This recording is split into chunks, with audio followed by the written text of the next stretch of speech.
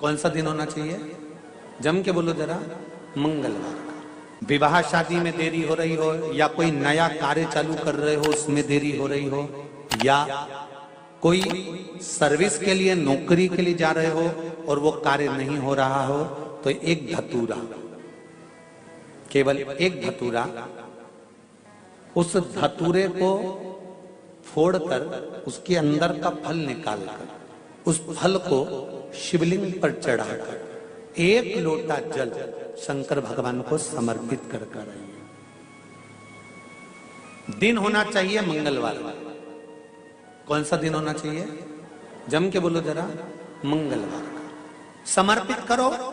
उसके बाद में आप विवाह के लिए अगर समर्पित करे हैं तो विवाह में देरी नहीं होगी। व्यवसाय और व्यापार के लिए या नौकरी के लिए समर्पित करे हैं तो उसमें देरी नहीं।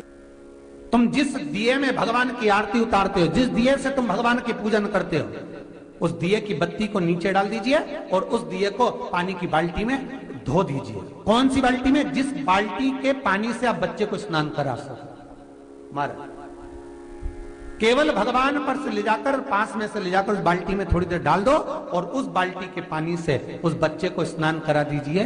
15 से 20 मिनट, आधा घंटा लगेगा, बच्चे का बुखार पूरा उतर जाएगा।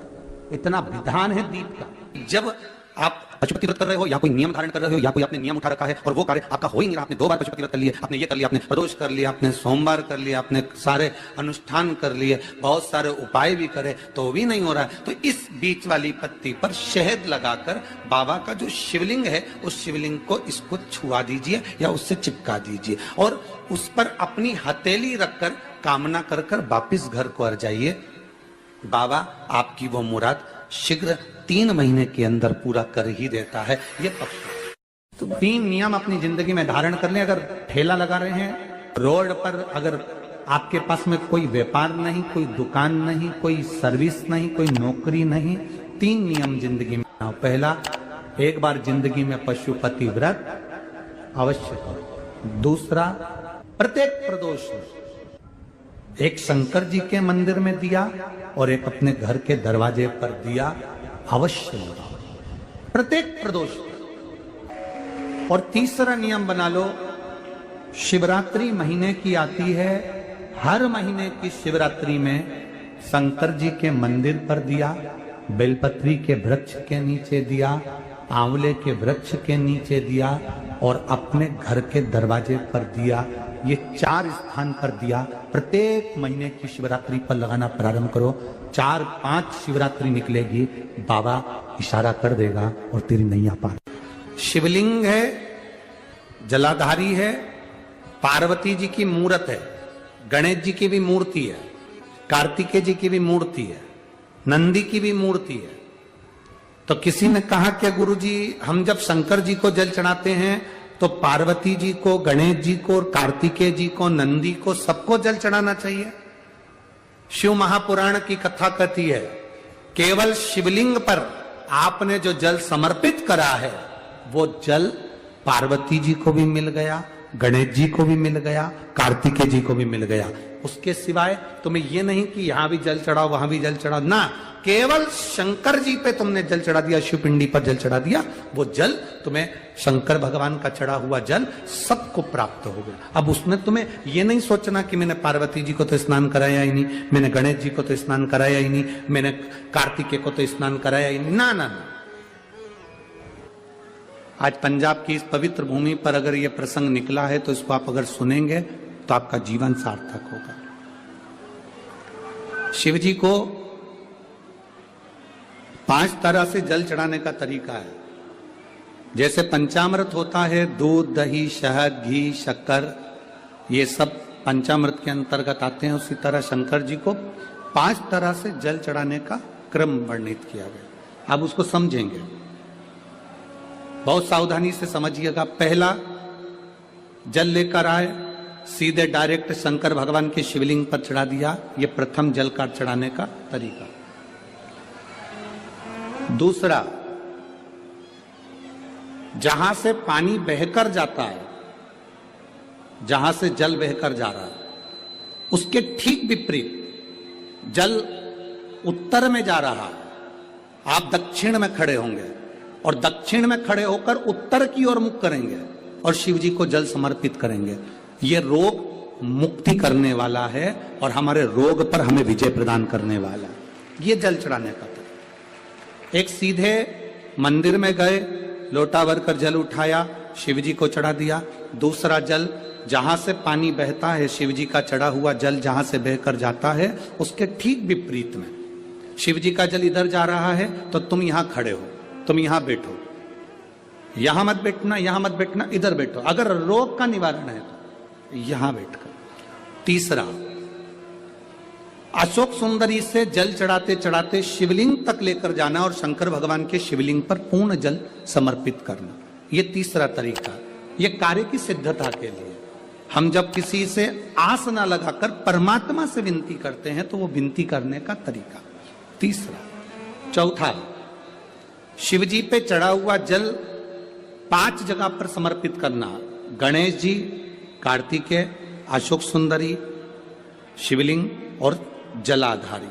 ये चौथा क्रम है। और 5वां जल समर्पित करना।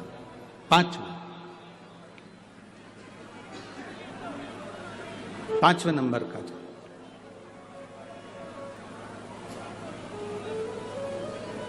शिव जी को 5म नंबर का जो जल आता है, जो जलाधारी है, ऊपर जिसमें पानी भरा रहता है और नीचे एक एक बूंद टपकता रहता है, जलाधारी में जल समर्पित कर कर उसी जल को बचाकर अशोक सुंदरी वाली जगह पर थोड़ा सा चढ़ाकर उसी में से जल शिवलिंग पर जब हम समर्पित करते हैं तो हम जिस कार्य के लिए जा रहे हैं वो कार्य सफल हो। धतूरे का जो पुष्प है उसको 2 जगह पर समर्पित किया जाता है। अशोक सुंदरी के स्थान पर जो खिला हुआ भाग है उसको इस तरह से रखते हैं कि शिवलिंग की ओर उसका खिला भाग जाए, और डंडी का भाग इधर गणेश जी, कार्तिकेय जी और 33 कोटि जो देवी देवता हैं उस ओर उसका भाग जाए। एक। दूसरा, शिवलिंग पर जब हम धतूरे का पुष्प समर्पित करते हैं तो उस फूल का खिला हुआ जो भाग होता है उसका मुख हमारी ओर होना चाहिए। बहुत अंतर है महाराज। कनेर का पुष्प इससे विपरीत में चलता है। कनेर का जो पुष्प होता है उसकी डंडी का मुख हम अपनी ओर रख लेते हैं और खिला हुआ भाग महादेव की ओर कर देते हैं। जिसका व्यापार ना चले, व्यवसाय ना चल रहा हो, बहुत ज्यादा कष्ट में जीवन निकल रहा हो और बहुत ही ज्यादा तकलीफ हो रही हो, तो धतूरे को हल्दी में डुबोकर शंकर भगवान को 12 बजे समर्पित करें।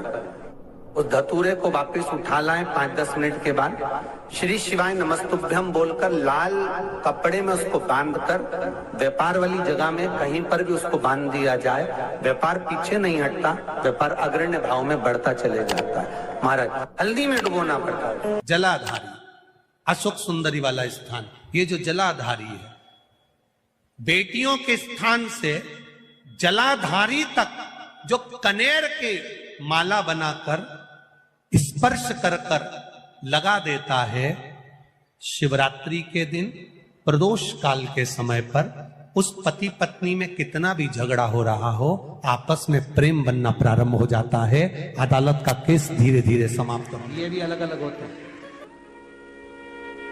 पहला दिया होता है पणाती दिया। मैं चैनल वालों से कहूंगा, अगर आपके पास में अगर, क्योंकि हमने पहले भी कथा में कहा कि जिस जिस जगह का स्मरण कराएं उस जगह का फोटो भी आप दिखाएंगे तो उसका आनंद कथा सुनने वालों को, ऑनलाइन वालों को मिलेगा।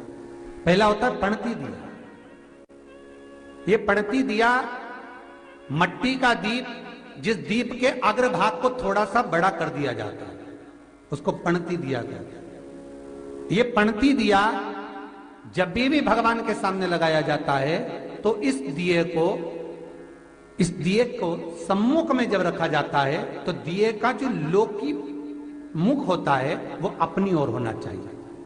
महाराज, पणती दिए की जो लो है, बाती है, उसका मुख अपनी ओर होना चाहिए। विष्णु पुराण कहती है अगर इस दिए की बाती भगवान की ओर रहती है तो हमें तपन की अनुभूति होती है, पर इस दिए की बाती जब हमारी ओर होती है तो हमारे शरीर में कोई बड़ी बीमारी आने वाली होती है तो वो कट जाती है।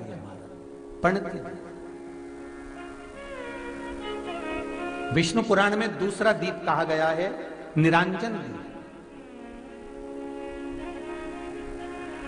विष्णु पुराण में दूसरे दीप का वर्णन निरंजन दीप।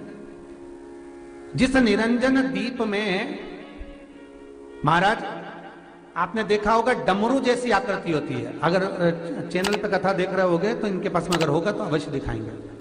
निरंजन, इस निरंजन दीप में डमरू की आकृति होती है, रखने का भाग और ऊपर का भाग इस तरह से, और ऊपर उसमें दिए लगाए के लिए बाती का स्थान रहता है।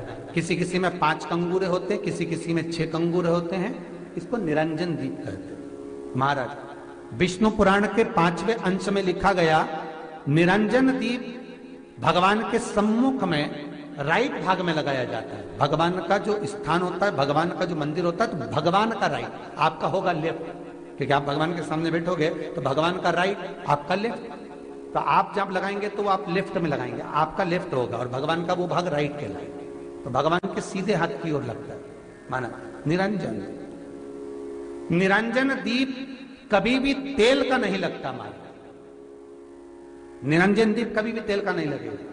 हाँ, यह हो सकता है कि बटी निरंजन जो दीप होता है उसमें तेल डाल सकते हैं। बटी निरंजन दीप जो होता है उसमें कंगूरे नहीं होते। बटी निरंजन दीप केवल गोल होगा, ऊपर से डमरू जैसी आकृति होगी, डमरू जैसा होता है ऊपर से, उसमें कहीं कंगूरे नहीं होते। महाराज अगर आप चैनल पे देख रहे होंगे तो बटी निरंजन दीप का भी वर्णन आपको दिखाया जा रहा होगा। बटी निरंजन जो दीप होता है वो केवल डमरू की आकृति में होता है, उसमें कोई कंगूरे नहीं होते।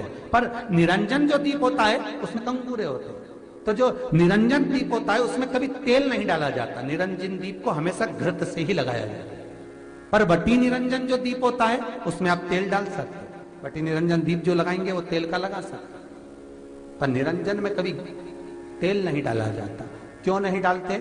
विष्णु पुराण कहती है निरंजन दीप के अंदर अगर तेल की बाती लगाकर लगाया जाता है तो 1 रुपया कमाते हैं, 1.25 रुपये खर्च होगा। घर में 10 लोग भी कमा कर लाएंगे तो पैसा नहीं दिखेगा, घर में रुपया टिकता नहीं है। अर्थात निरंजन दीप में आप तेल की बाती लगा रहे हो, ये सिद्ध हो चुका है।